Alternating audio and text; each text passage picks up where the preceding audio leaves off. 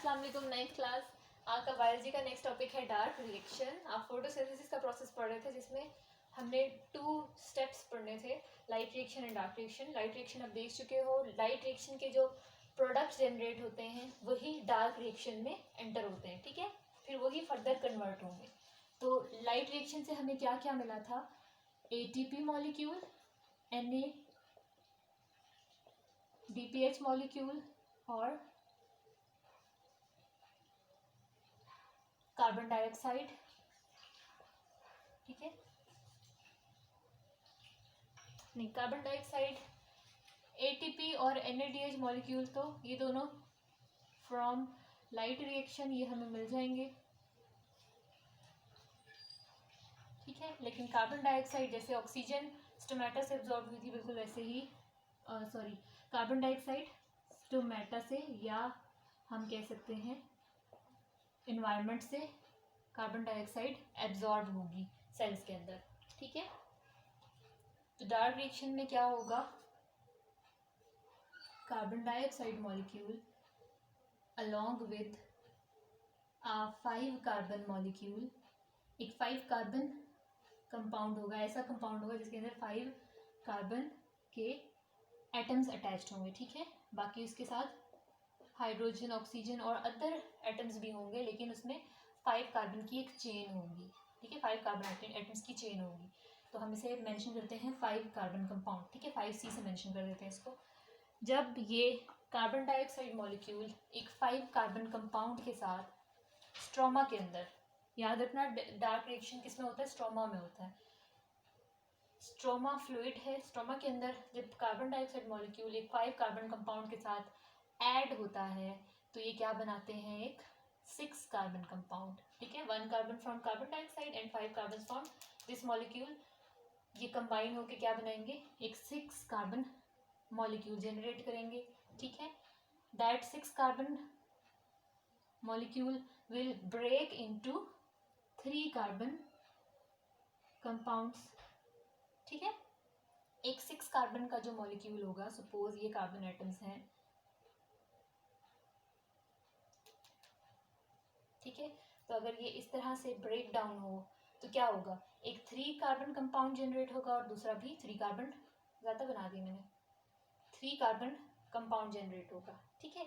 तो 1 6 carbon compound molecule will break into 2 3 carbon compounds, ठीक है। एक मॉलिक्यूल से 2 मॉलिक्यूल जनरेट होंगे हैविंग 3 कार्बन इन ईच, ठीक है। तो ये जो स्टेप है ये एनर्जी कंज्यूम करता है और that energy comes from the light reaction, किस फॉर्म में? ATP, ये रिएक्शन ATP कंज्यूम करेगा और NADPH, ठीक है।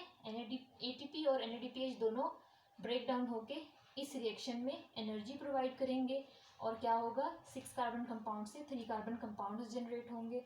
लेटर ऑन क्या होगा? उस 3 कार्बन कंपाउंड्स में से हाफ कंपाउंड्स या कुछ कंपाउंड्स तो एज इट इज रहेंगे, लेकिन एक 3 कार्बन कंपाउंड जो है वो शुगर बनाने में यूज हो जाएगा, ठीक है। शुगर यानी ग्लूकोज, ठीक है। तो हम यही पढ़ रहे थे ना कि as a result of photosynthesis यही कार्बन डाइऑक्साइड और जो सिंपल कंपाउंड्स हैं वो किस में कन्वर्ट होते हैं? ग्लूकोज में। ग्लूकोज का फाइनल रिजल्ट होना चाहिए, ठीक है। तो कैसे होता है ये इवेंट्स, किस तरह से होते हैं? कार्बन डाइऑक्साइड का मॉलिक्यूल एक 5 कार्बन कंपाउंड से कंबाइन करके 6 कार्बन कंपाउंड बनाता है। That 6 carbon compound break by using ATP and NADPH molecule into 2 3 carbon compounds, ठीक है। और वो जो 3 कार्बन कंपाउंड है उनमें से एक 3 carbon molecule is used to make sugars, sugar यानी ग्लूकोज मॉलिक्यूल, फूड मॉलिक्यूल, ठीक है। और बाकी जो 3 कार्बन कंपाउंड बचे वो सब इसी साइकिल में दोबारा से 3 कार्बन कंपाउंड्स कुछ रिएक्शन के बाद 5 कार्बन कंपाउंड में कन्वर्ट हो जाएंगे, ठीक है। ये रीअरेंज होंगे और 5 कार्बन कंपाउंड दोबारा से बन जाएगा। फिर दोबारा मजीद कार्बन डाइऑक्साइड अवेलेबल होगी तो वो 5 कार्बन कंपाउंड से रिएक्ट करके 6 कार्बन कंपाउंड जनरेट करेगी और एज इट इज़ ये साइकिल हमेशा चलता रहेगा। जब तक कार्बन डाइऑक्साइड प्रोवाइड होती रहती है। ठीक है, तो हम इसको बैलेंस करते हैं, जैसे हम केमिकल रिएक्शंस को बैलेंस करते हैं। तो आपने याद रखना है एट अ टाइम इस एक प्रोसेस में, एक रिएक्शन में, इस एक साइकिल में 3 कार्बन डाइऑक्साइड्स एंटर होते हैं। ठीक है, 3 कार्बन डाइऑक्साइड के मॉलिक्यूल्स एट अ टाइम इस रिएक्शन में रिएक्ट करते हैं। ठीक है, अगर 3 टाइम्स कार्बन डाइऑक्साइड हो गई है तो 5 कार्बन कंपाउंड्स भी 3 टाइम्स हो जाने चाहिए। ठीक है, और क्योंकि एक मॉलिक्यूल से एक मॉलिक्यूल जनरेट हो रहा था तो यहाँ पे ये भी 3 टाइम्स हो जाना चाहिए। तो अगर 3 मॉलिक्यूल्स ब्रेक डाउन हो रहे हैं जिनमें से हर मॉलिक्यूल 2 में ब्रेक हो रहा है, तो फिर ओवरऑल कितने बनेंगे? हर मॉलिक्यूल 2 में ब्रेक हो रहा है ना, तो 3 कार्बन कंपाउंड्स बनेंगे। ठीक है, ये वाले कंपाउंड्स 6 टाइम्स जनरेट होंगे और उनमें से just 1 is utilize to make glucose, और बाकी के 5 रह गए ना, एक तो साइकिल से निकल गया, बाकी के 5 क्या करेंगे? दे रिकम्बाइन विद ईच अदर, ये रीअरेंज होंगे एक दूसरे के साथ, और फिर क्या होगा? 5 कार्बन कंपाउंड्स जनरेट होंगे। ठीक है, 3 कार्बन से 5 कार्बन में वो कन्वर्ट हो जाएंगे। ठीक है, तो अगर वो 5 थे तो at the end 5 carbon compound generate होंगे। तो ये इसकी बैलेंसिंग है, ये आपने याद रखनी है, और ये साइकिल इसी तरह से ड्रॉ करना है। ठीक है, और आपने एक और चीज़ याद रखनी है कि जब 3 कार्बन कंपाउंड 5 कार्बन कंपाउंड को रीजनरेट करता है, दोबारा से इसको बनाता है, तो इस स्टेप में भी ATPs यूज होते हैं। ठीक है, डार्क रिएक्शन स्ट्रोमा में होता है। Dark reaction uses the products of light reaction. ठीक है, और ये एनर्जी कंज्यूमिंग प्रोडक्ट स्टेप है। ठीक, और इट रिक्वायर्स कार्बन डाइऑक्साइड। ठीक है, और इसमें क्या होता है, और इसमें यहाँ पे हमने कहीं भी सनलाइट मेंशन नहीं की, तो इसका मतलब है कि it doesn't depend on sunlight. तो ये सनलाइट की एब्सेंस में भी होता है और इसको सनलाइट से कोई फर्क नहीं पड़ता। ठीक है, इसीलिए हम इसको डार्क रिएक्शन कहते हैं।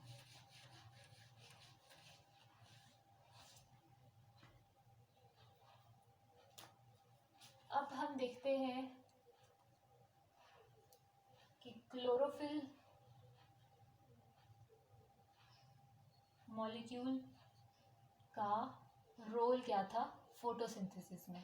हमने देखा कि लाइट रिएक्शन में क्लोरोफिल मॉलिक्यूल ही था जो सनलाइट को केमिकल एनर्जी में कन्वर्ट कर रहा था, सनलाइट एनर्जी को ट्रैप कर रहा था। ठीक है, तो क्लोरोफिल जो है, chlorophyll molecules occur in the form of clusters और ग्रुप्स।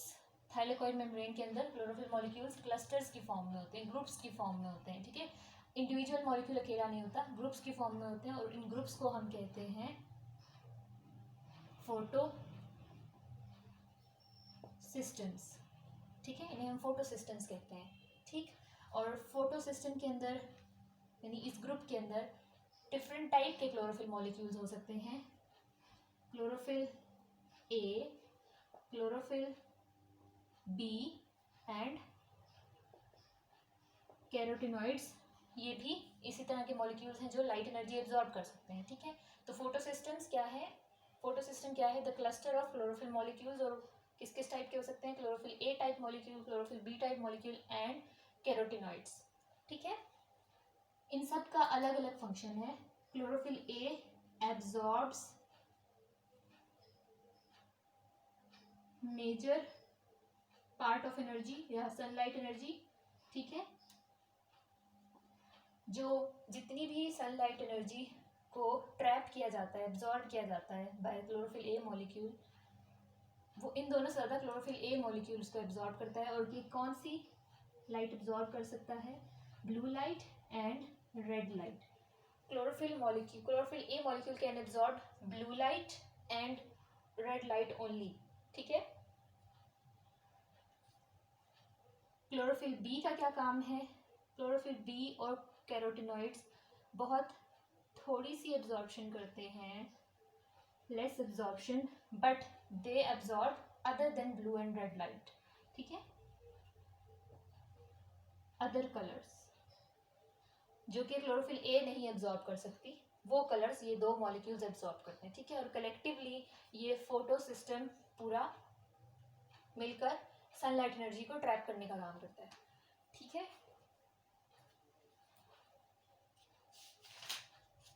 अब हम देखते हैं कि वो कौन से फैक्टर्स हैं जो फोटोसिंथेसिस के प्रोसेस को स्पीड अप कर सकते हैं या स्लो डाउन कर सकते हैं, ठीक। तो यहाँ पे एक टर्म यूज हुई है, limiting factors.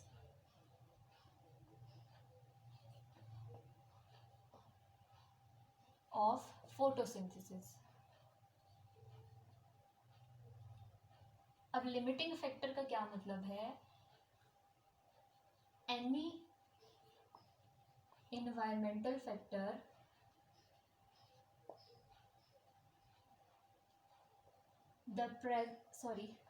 the absence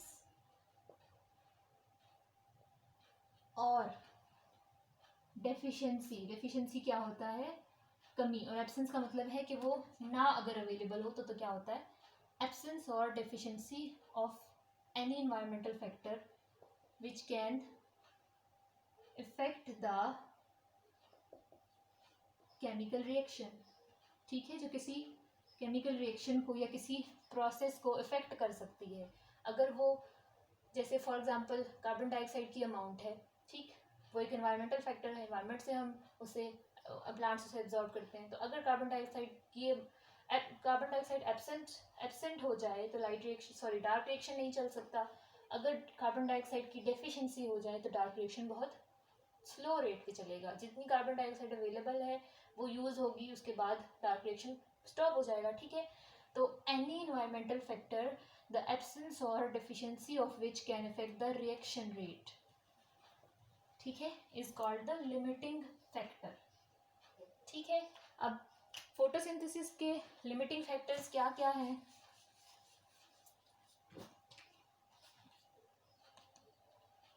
temperature, light intensity,